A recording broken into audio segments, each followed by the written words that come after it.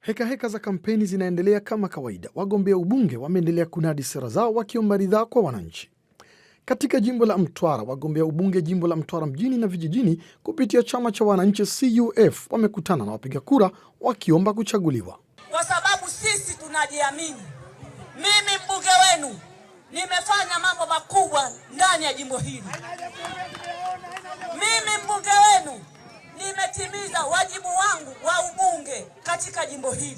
Mbali na mgombea wa CUF, naye mgombea wa Chama cha Mapinduzi CCM katika jimbo hilo hilo naye ameeleza sera zake kwa wananchi kwa kueleza kuwa endapo atapewa ridhaa atasimamia madhubuti miradi ya maendeleo. Nina ndoto katika miaka 5 ijayo kuifanya Mtwara iwe ya mbele na isishike mkia katika jambo lolote.